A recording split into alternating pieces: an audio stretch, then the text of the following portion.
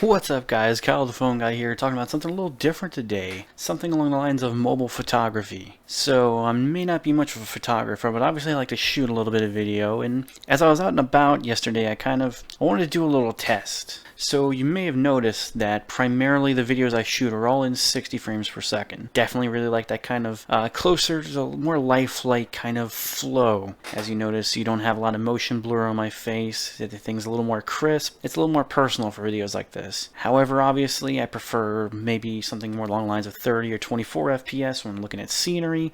Just kind of pops a little more. I like it. Personal preference and aesthetics aside, one thing I wanted to compare was how your camera on your phone actually handles when you go up to those higher frame rates and higher resolutions. The example I'm going to be using today is my iPhone X running at both 4K 24 frames per second and 4K 60 frames per second, which are the two new modes unique to the iPhone 8 and 10, respectively. What I'm going to look for is not simply how smooth or cinematic the actual framing or pacing or flow of the footage is more or less actually on something you might not know about, is the stability. When you go up to those higher resolutions, you start to lose the actual electronic image stabilization on the iPhone. You're not able to get the same level of stability, and when you go all the way to 4K 60, you actually lose almost all of the stability on it. I believe it's only electric. I'll have to do a little bit of research on that, whether it's only OIS or EIS, but you definitely lose one of them. Unlike here when I'm shooting in 1080p,